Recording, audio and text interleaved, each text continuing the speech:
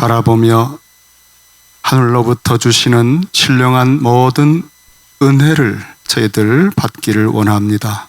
은혜 아니면 설 수 없는 저희들입니다. 늘 업앤다운하며 파도처럼 무서운 소리처럼 우리를 위협하는 이 세대 속에서 우리 주님 오시는 그날까지 그리스도인으로 살아가는 것이 때로는 힘겹게 느껴지는 저희들입니다. 자녀들이 우리의 뜻대로 되지 않을 때가 많고 우리가 하고 있는 직장과 비즈니스에서 많은 좌절을 느끼며 하나님 도와주시옵소서 기도하면서도 속히 응답이 없어서 낙심합니다. 오 주여, 은혜 아니면 설 수 없는 저희들, 오늘도 주님께서 말씀을 듣는 중에 호련히 임하셔서 우리 한 사람 한 사람의 그 사정 가운데 주의 권능의 손을 뻗어 주시옵시고 우리가 주의 옷자락을 만지는 은혜와 기적의 순간들이 일어나게 해 주옵소서. 귀를 열어주시고 눈을 열어 주시옵소서. 예수님의 이름으로 기도합니다. 아멘.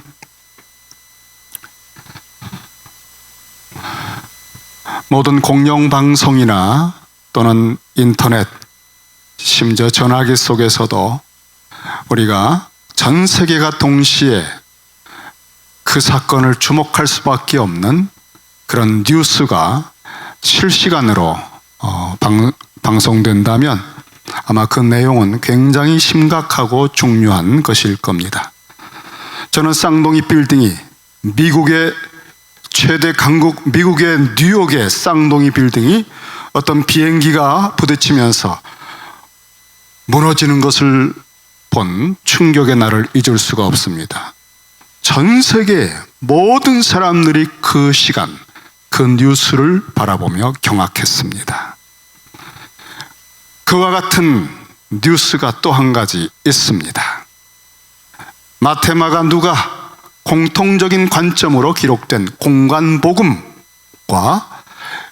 요한복음, 공간복음의 내용을 더 깊은 차원에서 또 새로운 측면에서 보완하고 있는 요한복음, 이 네 개의 복음서에 모두 나오는 유일한 내용, 굉장히 중요하다는 거죠. 바로 그 이야기를 오늘 오병이어 그 이야기를 듣습니다. 굉장히 중요하다는 얘기죠. 여기에 뭐가 있다는 내용입니다. 오늘 여러분의 마음과 귀가 열려서 주님의 메시지를 듣게 되기를 주의 이름으로 축원합니다. 오늘 6장 1절에 보니까 그 후에 5장까지의 사건 이후에 주님이 장소를 이동하셨습니다. 예수께서 디베라의 갈릴리 바다 건너편으로 가셨다. 갈릴리 바다의 서쪽 쪽에서 가버나움이나 나사렛 방향 쪽에서 옮기셔서 동쪽 지역으로 건너편으로 가신 겁니다. 거기에 베세다 지역이라고 할 수 있는데 거기까지 사실은 좀 쉬러 가셨지만 무리들이 큰 무리가 계속해서 거기까지 따라왔다고 말씀하고 있습니다. 2절에 큰 무리가 따르니 이는 병자들에게 행하시는 표적을 보았음이로라. 그들이 예수님과 12 제자의 무리를 따라온 이유는 주님께서 표적을 행하시는 것을 보았다는 거예요. 여기 따르니 행하시는 표적 보았음이라 모두 미완료형, 다시 말하면 계속적으로 표적의 현장에 있었던 겁니다. 계속적으로 주님이 이리 가면 우르르 이쪽에, 저쪽으로 가셨다는 얘기가 들으면 저쪽으로 우르르, 이 표적에서 오는 자극이 그들의 힘이었던 것 같아요. 그것을 보면서 와우, 그들은 로마에 눌리고 인생살이에 눌리고 귀신들이 들고 모든 것이 절망스러운 주후 1세기에 메시아를 대망하면서 기다리고 있는데 표적을 행하시는, 기적을 능력에 행하시는 주님을 볼 때 혹시 저분이 그 메시아가 아닐까라고 하는 소망이 그리고 그 메시아만 오신다면 모든 게 다 반전될 거야 라고 하는 로또 같은 기대감을 갖고 그리스도가 계시는 현장을 계속 따라다니고 있는 거예요. 여기에 뭐가 있다면 그 집에 가서 또 기적의 현장을 보고 쓰러지는 걸 보고 우리 그러잖아요. 여기저기 소문 듣고 또 가서 거기 있다가 그거 끝나면 허망하고 아무것도 아니고, 그리고 또 이야기를 듣고 가고, 그렇게 큰 무리가, 남자만 5,000명. 그러니까 거기에 만약 그 뇌관에 땅 때려서 진짜 메시아가 있다고 하면 어마어마한 세력이 되는 것입니다. 예수께서 산에 올라 제자들과 함께 있을 때 그 무리가 어느새 주님을 추적해서 오고 있었습니다. 그런데 여러분, 오늘 4절의 말씀이 굉장히 중요합니다. 같이 한번 읽겠습니다. 자, 4절 시작. 마침 유대인의 명절인 유월절이 가까운지라. 마테마가 누가 공관복음서에서는 나오지 않는 아주 중요한 내용 하나를 요한이 여기에 기록을 했습니다. 유월절이 가까이 왔다는 겁니다. 다시 말하면 지금부터 있는 오병이어의 기적은 다른 관점으로 해석하지 말고 유월절 사건의 성취가 현장에서 일어나고 있는 것으로 보라. 그러한 깊은 의미가 있는 사건이다. 유월절, 포로와 노예살이, 눌리고 짓밟히고 그저 노예의 떡을 먹으면서 우상처럼 섬기는 나일강물을 먹으면서 그 떡과 물로 노예로 자라가고 있는, 아이가 낳아도 노예로 자라는, 자랄수록 아무리 장성해져도 더 노예일 뿐인 그런 애굽의 떡과 물을 먹고 마시고 살아가는 그들, 예배가 불가능하고 점점 하나님이 멀어지고 점점 더 메뚜기로 돼가는 그 애굽에서 출애굽! 왕같은 제사장으로 허리를 곧게 펴고 하나님의 거룩한 임재에 존전 앞에 서서 감히 찬양을 부르며, 그리고 온 열방을 향하여 위대한 꿈을 갖고 하나님의 복음을 선포하는 하나님의 왕같은 제사장 민족으로 출애굽을 하는, 새 생명 가운데 살아가는 이 놀라운 출애굽을 일으키는 것은 하나님의 권능과 능력의 9가지 재앙뿐 아니라 결정적으로 유월절 양, 흠이 없는, 다 허물 많은 인생들에게 유일하게 흠이 없는 우리 예수님을 미리 끌어다가 보여주시는 그 흠없는 어린 양의 죽음, 그 죽음에서 나온 피를 바르고 그 집 안에 들어가서 그 죽으신 그리스도에 동참하듯이 그 양고기를 먹는 것이 유월절이에요.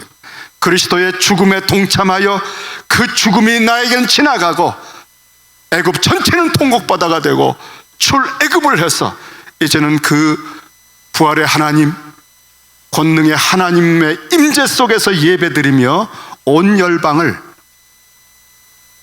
복음 안에 증거하는 이러한 출애굽의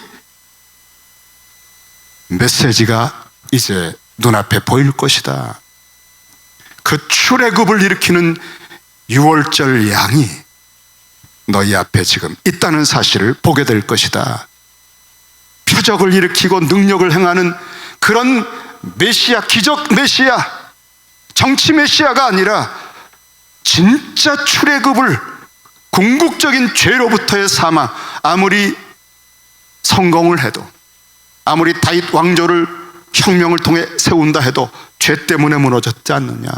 죄의 근원을 이길 수 없는 왕은 왕이 아니다. 그 왕도 죄로 무너질 것이다.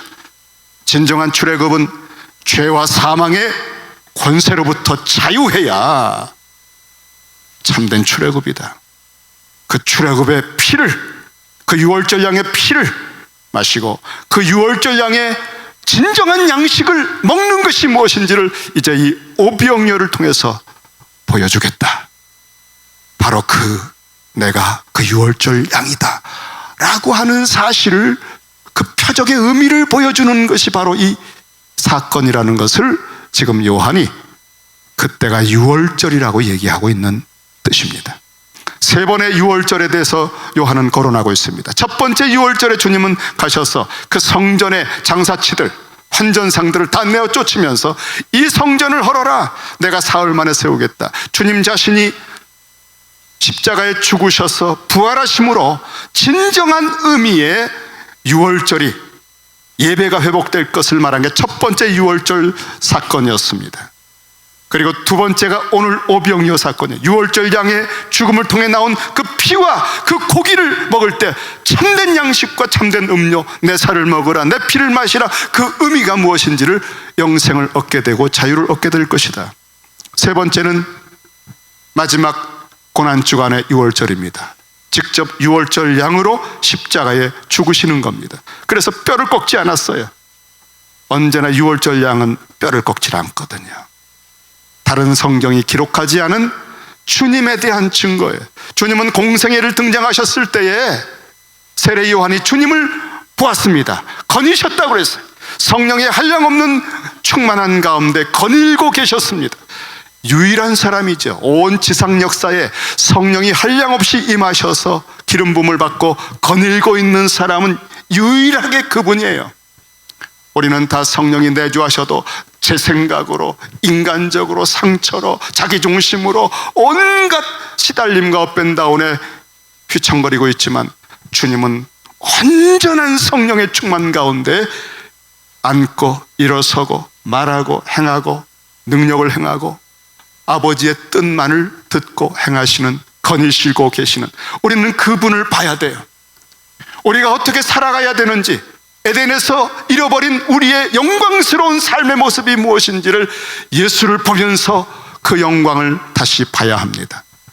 그렇지 않으면 상상도 못해요. 여러분이 알고 있는 인생의 성공자들의 모델은 여러분들을 망하게 할 것입니다. 여러분들에게는 그리스도가 거니시는 것을 봐야 돼요. 세례 요한은 예수께서 공생에 처음 등장하신 그 첫 번째 모습에서 하나님께서 보내신 이 분이 무슨 일을 하실지를 보았습니다. 그건 이 요한복음 전체를 내다보면서 그리스도가 앞으로 행하실 일을 우리에게 보여주는 거예요. 그 영광에 압도당하면서 그는 외쳤습니다. 봐라, 저분을 봐라, 세상 죄를 지고 가는 하나님의 어린 양이다. 이제 예수께서 이 땅에 오신 것은 로마를 뒤집어 엎는 혁명가로 오신 것이 아니에요. 단순히 어떤 권능을 행하는, 표적을 행하는 사람으로 오신 분이 아니에요. 주님은 가장 심각한 문제, 여러분의 가장 심각한 문제, 밤낮 그것 때문에 무너지는 중독되고 끊을 수 없는 습관들, 생각 속의 상상들, 그 모든 인간관계에서 용서가 되지 않는 것, 내 자존심, 모든 그러한 것들의 근원에 도사리고 있는 그 죄를 끊어내기 위해서 십자가로 가시는 주님으로 오신 겁니다. 그 주님이 아니고는 여러분은 자유할 수가 없어요. 여러분은 노예입니다. 욕망의 노예, 자존심의 노예, 자기 중심의 노예. 그 노예살이에서 어떻게 여러분 자유할 수 있습니까? 십자가에서 그 죄의 정소리를 깨뜨리는 그분이 아니고는. 우리는 예수 그리스도 외에는 길이 없다는 사실을 수없이 들었지만 그 사실이 절절히 가슴에 혼과 영과 골수까지를 관통하면서 여러분을 사로잡지 못했기 때문에 변화가 되지 않는 겁니다. 이제 남은 세월 10년 남았습니까? 20년 남았습니까? 이제 어떻게 하시겠습니까? 그리스도의 창성한 분량에 여러분 도달하고 있습니까? 아직도 영적으로 오랜 세월 교회를 다니면서도 청소년기, 정체성의 혼란기, 사춘기입니까? 그래서 여차하면 시험에 들었다고 하는 소식이 들려옵니까? 여차하면 또 주변에서 중보기도를 해줘야 됩니까? 그것이 사단에게 끊임없이 속는 거예요. 우리 속에는 이미 거듭나서 새 사람이 살아가고 있어요. 영적으로 보이지 않는 세계이기 때문에 우리가 속는 거예요. 아들의 음성을 들을 때가 오나니 이때라, 듣는 자는 살아나리라. 38년 동안 누워있던 사람 내게 아무것도 한 거 없어요. 주님의 음성을 들려준 거예요. 일어나라, 내 자리를 들고 걸어 다녀봐라. 그 말씀 듣고 그날 일어섰습니다. 여러분, 우리 속에 복음을 듣고 우리가 거듭나는 것, 새 생명으로 살아나는 것, 바로 그 현상입니다. 우리가 복음으로 영적으로 거듭나고 중생했다는 사실을 볼 수 없기 때문에 주님은 그 표적들을 통해서 나의 음성을 들으면 살아난다는 게 이런 거야, 걸어다니고 있는 거야, 살아난 거야. 여러분 속에는 예수 그리스도의 복음을 듣고 이렇게 살아나서 심장이 뛰고 살아있는 새 생명이, 새 사람이 있다는 사실을 알아야 돼요.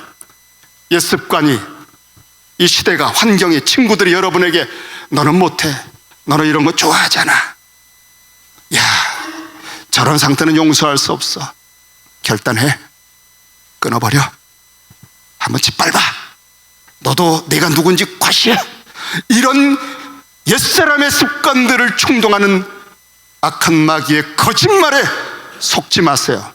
여러분이 누구인지 아셔야 돼요. 여러분 속엔 그리스도의 모든 속죄와 완전한 의를 입은 하나님의 형상에 아주 정결하고 맑고 거룩한 새 생명이 벌떡벌떡 숨쉬고 있습니다. 그 사람이 여러분 속에 있습니다. 여러분 의연하게 담대하게 말해야 돼요. 마귀야, 나는 이미 하나님의 자녀다. 나는 그리스도와 함께 십자가에서 옛사람은 죽었다. 너는 죽었어. 나에게 그 거짓말은 나를 속일 수 없어. 이미 나는 그 사람이 아니야. 내가 예수 그리스도와 함께 연합하여 있고 그 주님의 이름의 권세로 명한다. 나사렛 예수의 이름으로 명하노니 거짓말하는 마귀야, 떠나갈지어다. 여러분 이렇게 복음을 다른 사람에게 전할 뿐 아니라 여러분 자신에게 계속 전하지 않으면 영적으로 자라질 않아요. 계속 업앤다운 하는 겁니다. 거듭났음에도 불구하고 성령께서 여러분을 하나님 아버지와 교제하게 하시는 새 생명으로 이제는 하나님을 향하여 살게 하시는 이 위대한 엄청난 가능성 안에 여러분을 주셨고 만드셨는데도 불구하고 끊임없이 마치 옛사람이 자기 인양 십자가에서 끝났어요. 그 사람 죽었어요.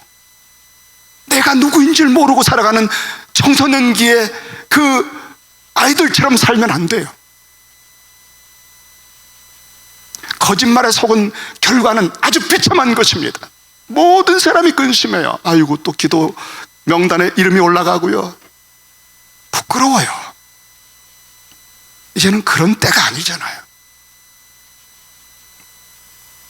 다른 사람을 붙들어주고 그리스도의 영광스러운 복음을 증거하면서 새 생명으로 그리스도가 내 안에 사시는 것을 드러내며 살아야 되는 남은 세월이 이제 얼마 남지 않았습니다.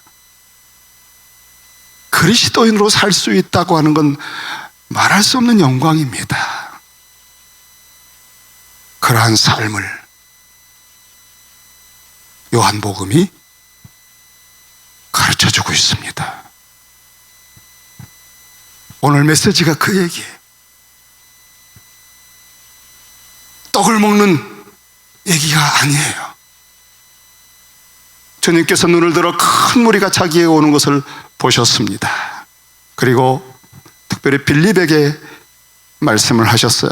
이르시되 우리가 어디서 떡을 사서 이 사람들을 먹이겠느냐 하시니, 이렇게 말씀하시면 친히 어떻게 하실지를 아시고 빌립을 시험하고자 하심이라. 제자들은 주님을 다 모르잖아요. 이미 주님은 어떻게 하실 것을 결정하고 계획하고 계십니다. 아들이 아버지 하시는 일을 보지 않고는 아무것도 스스로 할 수 없다. 주님은 새벽 미명에 언제나 아버지와 깊은 교제를 하시고 하나님께서 오늘 행하실 일에 대하여 이 땅 지상생에서 행하실 일을 말씀하신 걸 보여주신 그대로를 그날 행하십니다. 주의 권위심은 그래서 얼마나 깊이가 있는지 몰라요. 아버지께서 일하시니 나도 일한다. 어떤 기준도 없어요. 오직 아버지의 기준입니다. 우리가 주님과 동행하고 동력하려면 주님의 행하시는 걸 봐야 돼요. 주님이 어떻게 거니시나, 언제 멈추시나, 어떤 식으로 말씀하시나, 주님은 어떻게 대하시나, 태도가 무엇인가. 우리는 주님을 관찰하고 주님과 교제하면서 참 포도나무신 주님에게 딱 붙어서 주님과 깊이 교통하는 기도의 생활 속에서 주님이 내게 보여주신 것, 들려주신 것을 가졌을 때 너희가 내 안에 거하고 내 말이 너희 안에 거했느냐, 무엇이든지 구해라, 내가 보증한다. 우리가 이러한 삶의 원리를 회복할 때만 열매를 맺는다는 겁니다. 포도나무 가지로서 너희가 나를 떠나서는 아무것도 할 수 없다. 주님을 떠나서 생각한 계획들, 주님을 떠나서 결정한 결정들은 여러분을 아주 비참하게 만들 거예요. 제가 보증할게요. 우리 인생에 어떤 문제든지 간에 주님은 구원자일 뿐 아니라 로드, 주님이세요. 자녀의 문제든 직장의 문제든 은퇴의 문제든 어떤 것도 주님과의 의논 없이 결정하는 그 모든 길은 그 결과가 너무너무 허망한 것입니다. 이 사실이 명확하게 수없이 증거되고 있는데도 그렇게 중요하게 여기지 않는 것이 우리의 비극이죠. 친히 어떻게 하실 것을 아셔요. 다만 제자들이 너무나 그 수준에 이르지 못했지만 일단 그들의 마음을 드러내셔서 이제부터 일어난 사건 속에 그들이 배우게 하시려고 하는 겁니다. 빌립이 대답을 했습니다. 각 사람에게 조금씩 받게 해도 200데나리온의 떡이 부족할 겁니다. 제가 이 사건을 좀 내복음서 전체의 이야기를 종합해서 잠깐 말씀을 드리겠습니다. 큰 무리들이 몰려왔습니다.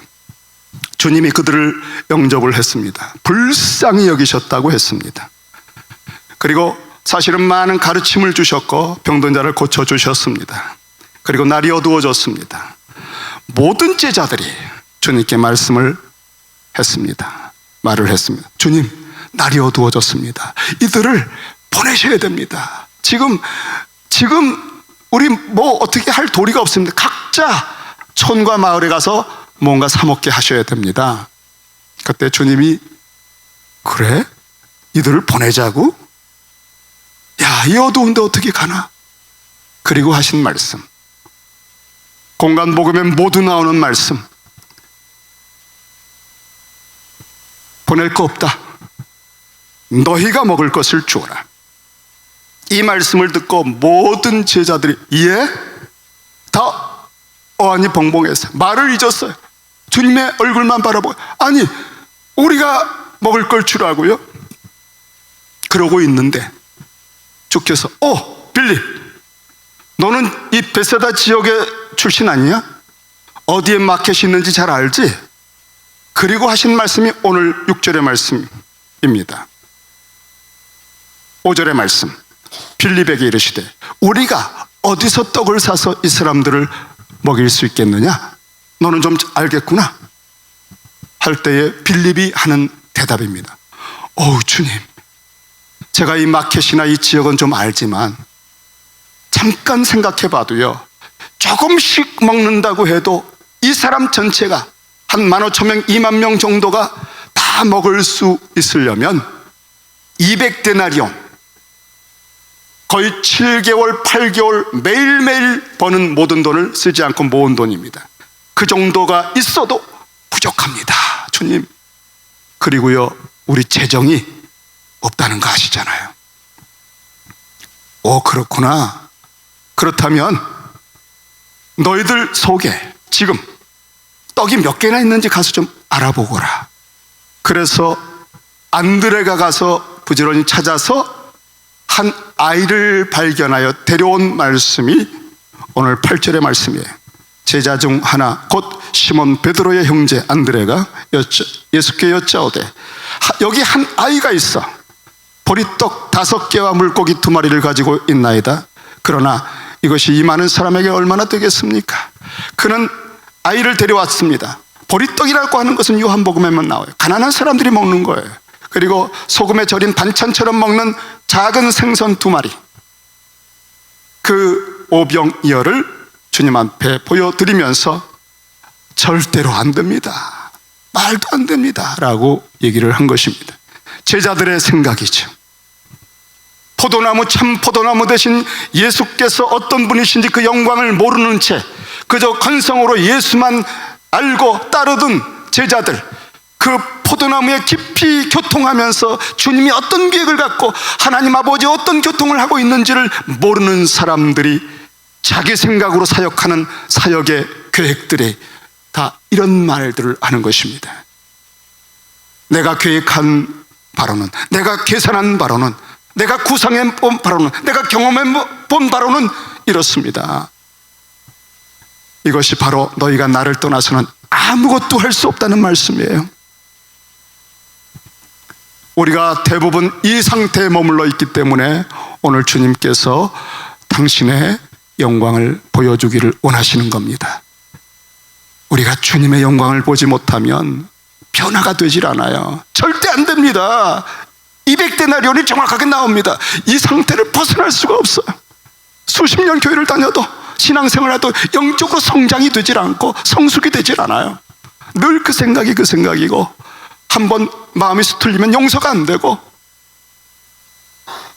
우리가 주님께서 어떤 분인지를, 그리고 그 주님처럼 닮아가는 이러한 엄청난 변화의 세계가 열리기 위해서는 주님의 오늘 행하시는 영광을 봐야 돼요. 그 영광의 빛이 우리 영혼의 심령의 골수에 깊은 어둠의 골짜기를 확 들여비추어서 내가 누구인지, 내가 얼마나 주님을 멀리 떠난 사람인지 자기를 알아야 돼요. 나는 가지에 불과하구나. 내가 발버둥치고 몸부림치고 온갖 최선을 다해도 내 스스로는 아무런 열매도 없구나. 내가 그렇게 살아왔구나.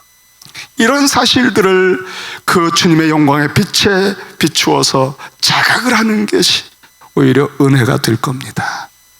아플지라도 괴로울지라도 그 과정이 우리를 살리는 길이 되지 않을까요? 우리 주님께서는 그들의 말을 더 이상 들을 필요가 없다는 걸 알았습니다.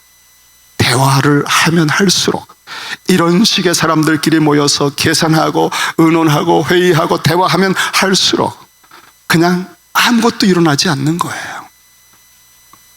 그 떡을 여기 내게로 가져와라 그랬어요. 너희들 속에 쥐어있는 떡으로는 아무것도 이루어지지 않는다. 그 떡을 여기 내게로 가져와라. 그래서 주님께서 오늘 10절에 보니까 미리 다 앉게 하라고 그랬어요. 기대 앉는 것, 식사할 때 자세입니다.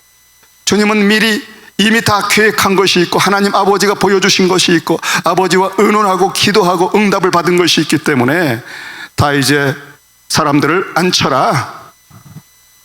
그 풀밭에 3월 4월경 6월절 절기라서 아직 풀이 있습니다. 거기에 앉혔습니다. 자, 우리는 이렇게 믿음 안에서 행하는 거예요. 아직 이루어지지 않았지만 우리 주님께서 11절에 예수께서 떡을 가져, 주님이 당신의 영역 안으로 그 떡을 가져오셨습니다. 여기 내게로 가져오라. 아주 그 말이 얼마나 좋은지 몰라요. 여기 이 떡이 무슨 가치가 있겠습니까? 그때 거기 두지 말고 여기 내게로 가져와라 말씀하셨어요. 여기, 그 헬라어 단어가 있어요. 여기. 주님이 떡을 가지셨습니다. 그리고는 그 다음에 무엇을 하셨을까요? 공간복음 세복음서에 모두 나오는 편이 있습니다. 그것을 가지시고 모든 제자들이 떡만 보았고 2만 명만 보았고 자기들의 경험만 생각하고 있고, 그리고 아무리 계산해도 안 되는 그러한 세계의 노예살이, 포로살이, 그 모든 마치 정말 벗어날 수 없는 인간의 한계 속에 처박혀 있을 때에 우리 주님께서 그 떡을 가지고 뭐 하셨을까요? 정말 어렵다, 너무 작다 그러셨을까요? 세복음서에 모두 나온 표현입니다. 떡을 가지신 채로 한우를 울어라. 한우를 울어라. 우리 주님께서 당신의 영광을 보여주시는 순간이에요. 우리가 예수를 나사렛 사람이다, 요셉의 아들이다 라고 보고 있는 사람들 속에 좀 기적이 나온다, 능력이 좀 있네, 굉장히 뭔가 신선하네, 그렇게들 보고 있고 어떤 선지자 아닌가 라고 보고 있는 그 시대 사람들 속에 우리 주님이 당신의 영광을 보여주셨어요. 한우를 울어라. 이 말씀이 뭡니까? 우리가 주님의 영광을 보니, 그의 영광을 보니 뭘 보는 거죠? 우리가 그리스도의 영광을 볼 때 뭘 보는 거죠? 우리가 그의 영광을 보니 아버지의 독생자의 영광이라고 그랬어요. 우리가 예수를 볼 때 영광을 보는 것은 그가 단순히 어떤 탁월한 인간, 능력 있는 인간, 지혜로운 인간이 아니라 삼위일체간에 창세전부터 천지를 창조하시고 만물을 주관하시는 하나님 아버지와 깊은 교제와 대화를 하시며 무한한 사랑 가운데 거하시는, 태초에 말씀이 계셨는데 이 말씀이 하나님과 함께 계셨던 그 말씀이 육신이 되어 이 땅에 보내주신 그 하나님의 독생자로 보는 것이, 다시 말하면 예수를 삼위일체의 제2 아들 하나님으로 보는 것이 그의 영광을 보는 순간이에요. 그렇게 주님을 보는 순간 하나님이시구나 라고 볼 때부터 그의 말 한마디 한마디, 그가 주시는 표적 하나하나가 무한히 새로운 의미를 가지고 있다는 사실을 느끼게 됩니다. 그리고 경배가 나와요. 이때부터 사람이 변화가 되는 거예요. 영광을 보는 순간부터 하나님이셨구나. 삼위일체간에 그 아버지의 모든 품 속에 계시며 아버지께서 이 죄 문제를 해결하기 위해 하나님이 보내신 어린 양, 흠이 없는 유일하신 그 아들 하나님이시구나.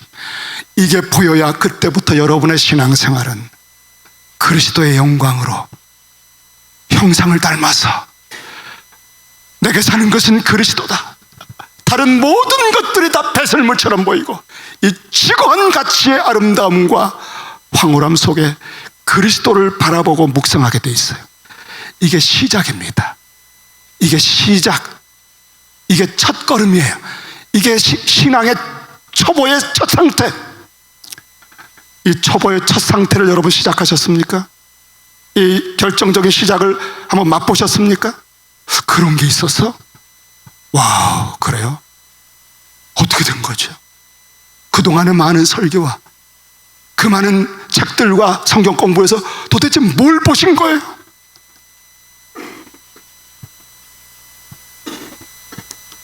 하늘을 우러러시는 아들 하나님, 이게 그분의 영광이에요. 하늘을 보시고 아버지를 보실 때 무한한 창조의 능력과 권능과 그 모든 권세를 공유하신 주님은 이 오병이어를 가지고 이거 가지고 안 되지 이게 아닙니다. 감사합니다.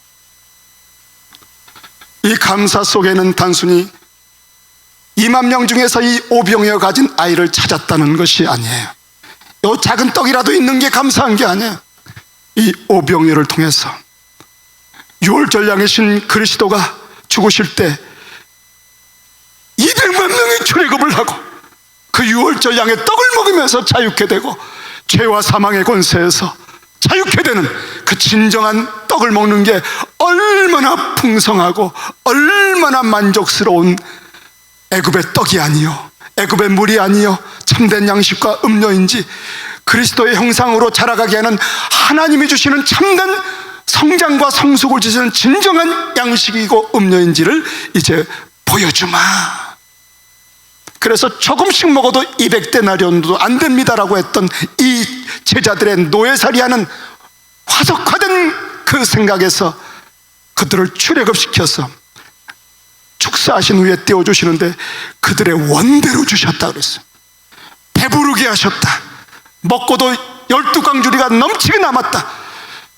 그리스도께서 주시는 은혜의 세계, 자유케 하시는 세계는 노예의 떡과 노예의 물과 노예의 사고방식이 아니라 거기서 출애굽해서 충만하게 이것을 주님은 말씀하셨어요. 영생이다. 영원한 생명, 무한한 사랑, 이것을 내 피를 마시고 내 살을 먹을 때 영생을 얻는 것이다 라고 이걸 가르치기 위해서 오병이어를 보여주신 거예요.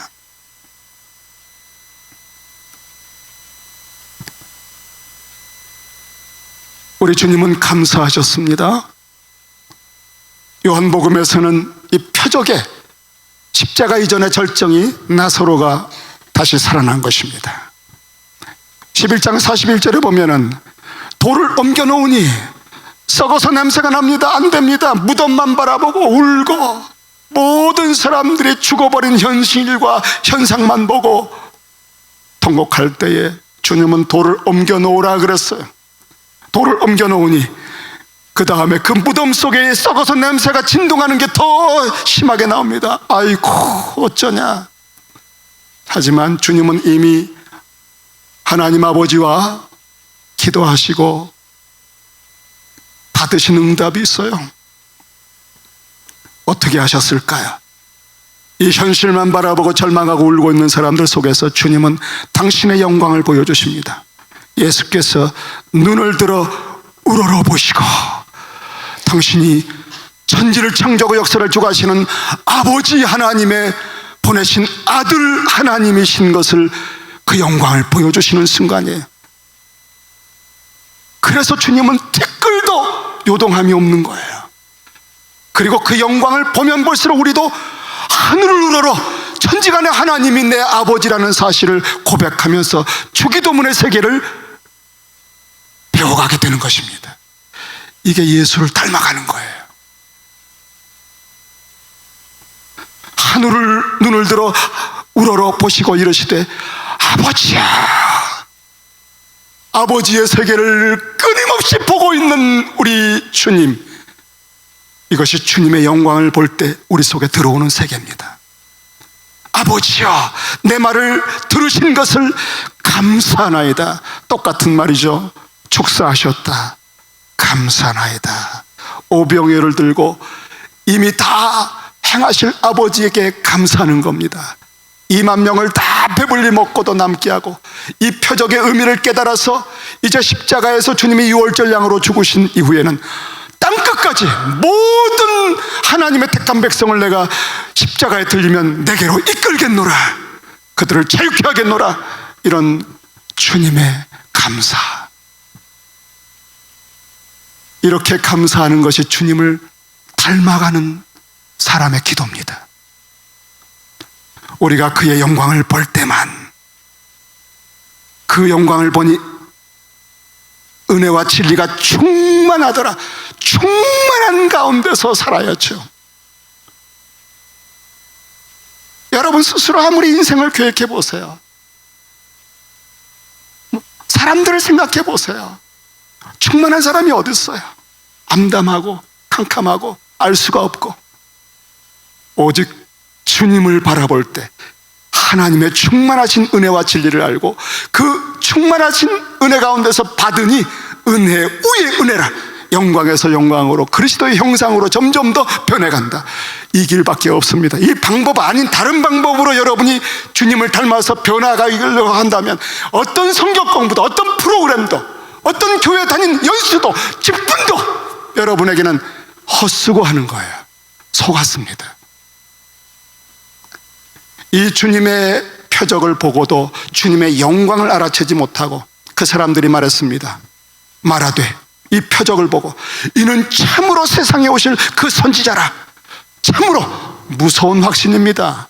그런데 이들은 모세가 말한 그 당시 그 시대의 메시아에 대한 표현으로 사용한 그 선지자라고 말했어요.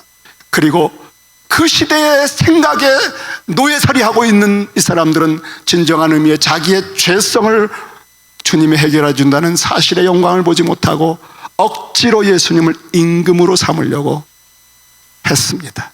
주님은 그것을 보시고 다시 산으로 떠나가셨습니다. 우리가 주님의 진정한 영광, 하나님의 아들의 영광, 하나님 아버지께서 보내신 나의 죄를 지고 십자가에 죽으시고 내가 거기서 새 생명으로 새로운 왕 같은 제사장으로 진정한 그리스도의 형상을 닮아가는 하나님을 아버지로 부르며 살아가는 사람으로 회복됐다는 이 진정한 의미의 복음을 그리스도를 통해 보지 못한다면 우리는 그리스도나 하나님을 내 직장 문제 해결하는, 내 결혼 문제 해결하는, 내 병 고치는 문제 해결하는 그런 능력 없는 신으로 이용하는 거예요. 그때 주님은 떠나십니다. 너는 나를 모르는구나. 주님과의 깊은 교제와 사귐도 없이 그저 내 인생 문제 해결하는 그런 정도의 신으로 이용하려고 하는 모든 사람들에게서 주님은 다시 떠나가셨다. 그래서 주님과의 교제가, 진정한 예배가 늘 끊기고 늘 그 자리에 맴도는 거예요. 그리고 또 쫓아다니는 거예요. 혹시나 여러분, 지금 제가 말씀드린 게 여러분의 모습하고 좀 비슷하지 않습니까? 우리 주님이 여러분을 오늘 부르신 것 같아요. 진짜를 해라. 신앙생활 제대로 해라. 내가 하나님이다. 내가 너의 죄 문제를 위해서 십자가에 죽었다. 거기서 너 회복되지 않으면 아무것도 열매가 없다. 나와 함께 죽고 새 생명으로 살았다는 사실을 자각하며 내 영광을 계속 보고 하나님의 아들로 자라가라.